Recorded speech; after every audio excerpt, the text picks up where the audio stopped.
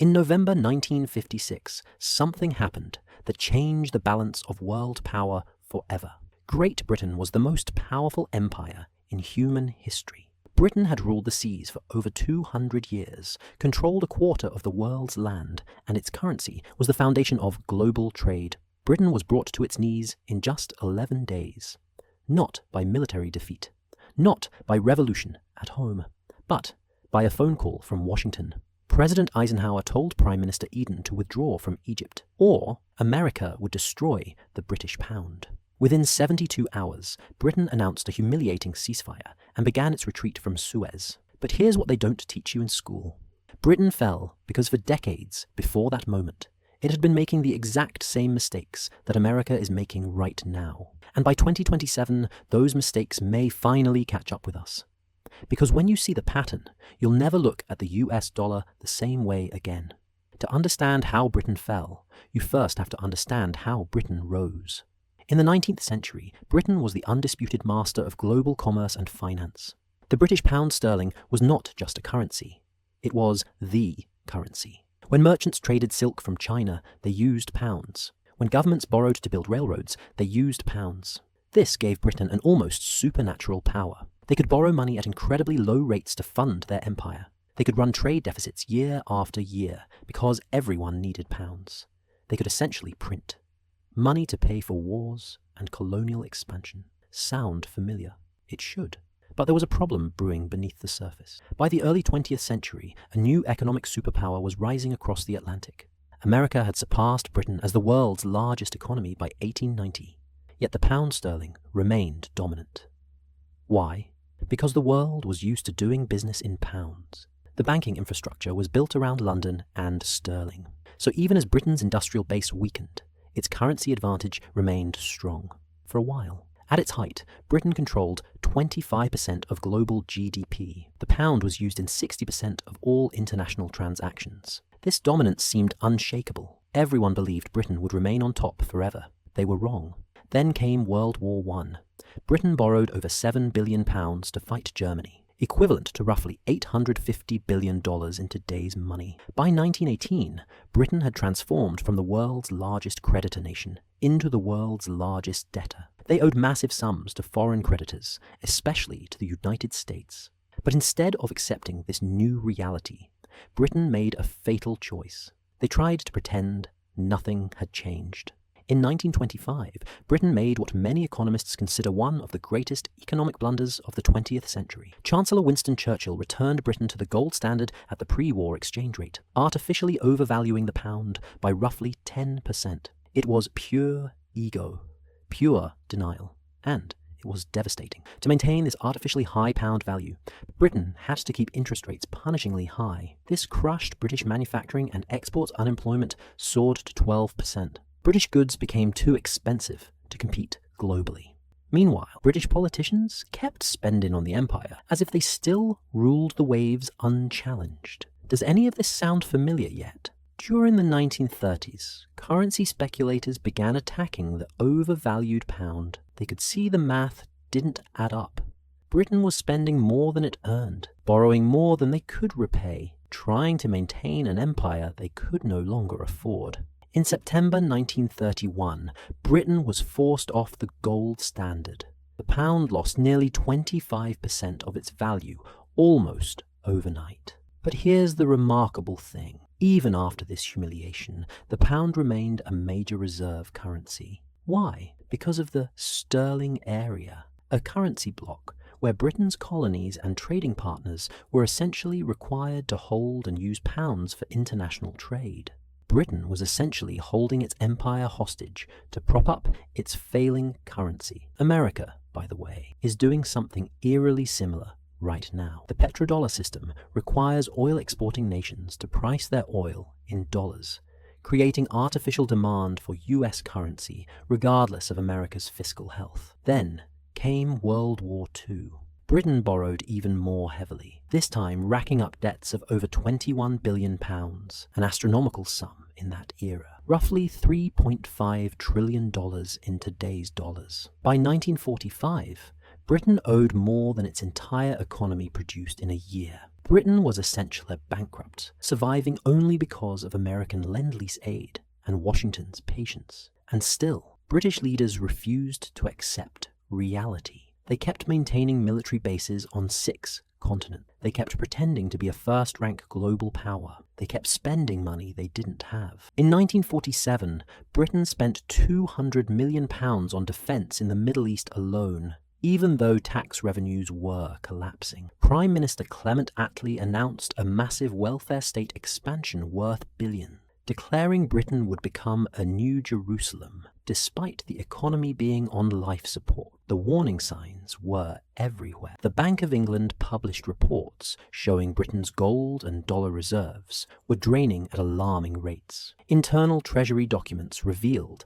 that economists privately calculated Britain could no longer afford its global military commitments. These warnings were ignored. Why? Because the British people didn't want to hear bad news. Because the public didn't want to accept they were no longer a superpower. Because newspapers called the pessimists defeatists and traitors. Everyone wanted to believe that Britain was still mighty, still relevant, still special. So the spending continued, the borrowing continued, the denial continued. By the early 1950s, Britain was showing every symptom of terminal decline. Public debt was over 250% of GDP. Manufacturing output had fallen by 30%.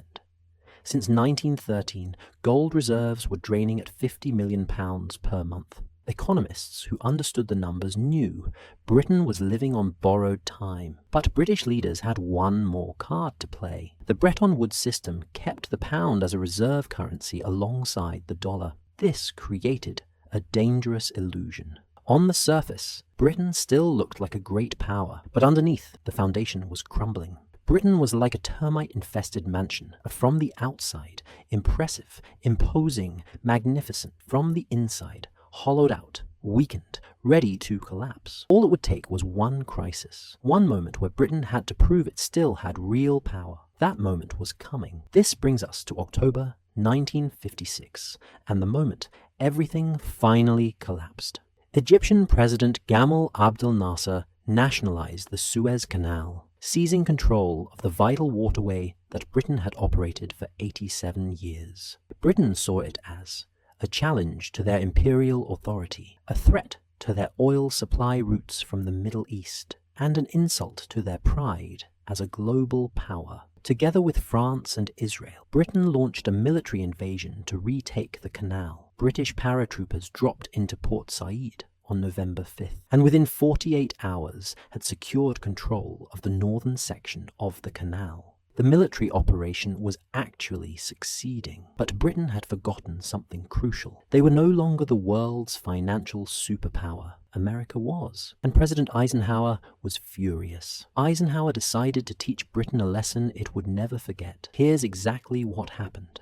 America threatened to dump its holdings of British pounds on the open market. This would have caused the pound to collapse completely, destroying Britain's economy overnight. America also blocked Britain from accessing emergency loans from the International Monetary Fund. This meant Britain had no way to defend the pound from speculative attacks. The numbers were catastrophic. Britain's gold and dollar reserves were hemorrhaging at over $50 million per day. They were days away from complete financial catastrophe. Prime Minister Anthony Eden had no choice. He ordered an immediate ceasefire on November 6th. Britain withdrew completely from Egypt within weeks, its tail between its legs, humiliated on the world stage. Britain had been brought to heel by its own creditor. The Suez Crisis lasted just 11 days, but those 11 days revealed what had been true for decades. Britain was not a superpower anymore. Britain was a debtor nation that had been living on borrowed time and borrowed money. The moment its American creditors decided to call in the debt, the whole illusion collapsed. Within a year, Prime Minister Eden resigned in disgrace, and Britain began the final dismantling of its empire. The world had changed,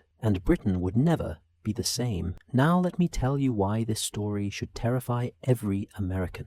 America today is following the exact same playbook that destroyed Britain. Not similar, not comparable, exact. Let me show you the parallels, because they're terrifying. The debt explosion. Britain's debt-to-GDP ratio after World War II was over 250%. America's debt-to-GDP ratio right now is approaching 130% and climbing rapidly. We added over $2 trillion to our national debt just in 2023 alone. We are borrowing $1.7 trillion every single year. We now pay over $1.1 trillion annually just on interest payments, more than we spend on defense. Military overextension. Britain lost its economic base, partly because it kept spending on a global empire it could no longer afford. America currently spends more on defense than the next 10 countries combined. We have over 750 military bases in more than 80 countries.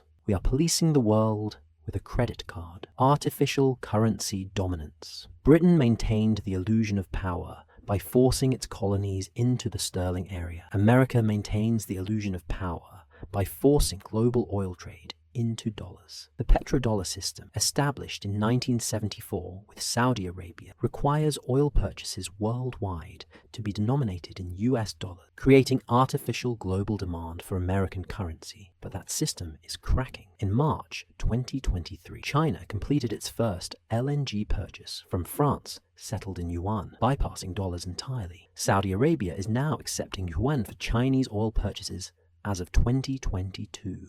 The BRICS nations, Brazil, Russia, India, China, South Africa, are actively developing alternative payment systems. Even traditional American allies are starting to diversify away from dollar reserves. Denial of reality. Britain refused to accept its diminished status and kept acting like it was still 1900. America still acts as if it's 1995. In 2023, we spent $6.1 trillion while collecting only $4.4 trillion in revenue. We've lost manufacturing dominance in semiconductors, consumer electronics, and steel production. But here's the part that really keeps me up at night. Britain's fall happened gradually, then suddenly. For decades, the cracks widened.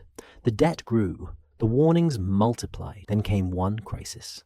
Just one crisis. And in 11 days, 2 centuries of dominance was over. America's Suez Canal moment is coming. It could be a debt crisis where foreign creditors refuse to keep buying Treasury bonds at current rates, forcing the Fed to either print money, triggering inflation, or raise rates, triggering recession. It could be a geopolitical crisis where China forces a choice between defending Taiwan and preserving the dollar. It could be something we can't even predict. The numbers for 2027 are particularly alarming. The Congressional Budget Office projects that interest payments on the national debt will exceed $1.4 trillion by 2027, consuming 18% of all federal revenue. We will be spending more on interest than we spend on Medicaid, veterans benefits, and food assistance combined. We'll be like a family, spending more on credit card interest than on groceries. When Britain reached this point, the end came fast. One day, Britain was making demands. The next day, Britain was taking orders.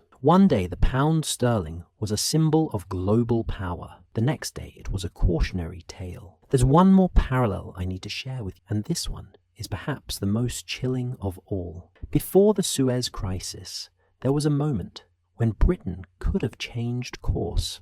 In the early 1950s, a few economists and Treasury officials saw what was coming. They wrote internal memos warning that Britain's position as a reserve currency nation was unsustainable given its debt levels and declining industrial base. They begged policymakers to reduce military commitments abroad to match economic reality, devalue the pound gradually, rather than face a sudden collapse, accept Britain's new role as a regional rather than global power. Those warnings were ignored. Politicians didn't want to hear bad news. The public didn't want to accept they were no longer an empire. The newspapers called the pessimists defeatists and appeasers. So the spending continued. The borrowing continued. The denial continued. Until November 1956, when reality could no longer be ignored. America is at that exact same moment right now. The warnings are everywhere. The Congressional Budget Office has been screaming about unsustainable debt trajectories for years. Former Treasury secretaries, Federal Reserve chairs, and even the Government Accountability Office are publicly warning that something has to change. And just like in Britain, those warnings are being ignored. Politicians keep promising lower taxes and more spending. The public keeps expecting Social Security, Medicare, defense, and infrastructure without paying for them or accepting cuts. Anyone who points out the math is dismissed as a fearmonger or deficit hawk. Britain destroyed its empire trying to maintain a global military presence that no longer reflected economic reality. America is destroying its fiscal position, trying to maintain a standard of living and global military footprint that no longer reflects economic reality. We spend more than we earn, we borrow more than we can sustainably repay, and we tell ourselves this can go on forever because we are America. Let me be clear about what happens when a reserve currency falls. It's not an abstract economic concept.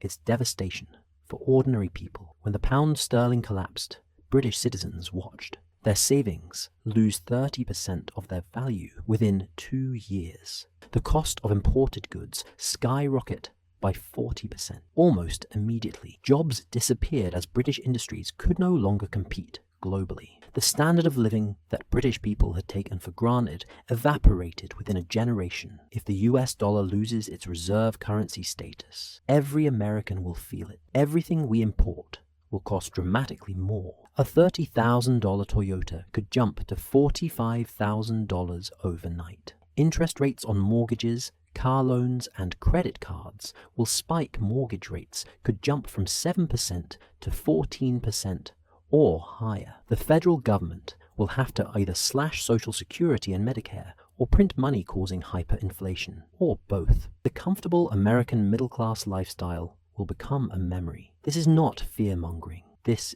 is history. This is exactly what happened to Britain. The timeline is what concerns me most. Britain's transition from superpower to secondary power took about 40 years, from 1918 to 1956. But the final collapse took less than 2 weeks. America's transition has been underway since at least 2001. We've been running trillion-dollar deficits every single year since 2002, except for 4 years. The foundation has been weakening for over 2 decades, which means the collapse, when it comes, will be even more sudden. Because information moves faster now, capital moves faster, panic spreads faster. A crisis that took Britain 11 days could take America 11 hours in 2027. The question is not whether America will face its Suez Canal moment. The question is whether we will be prepared when it arrives. So what can you do? First,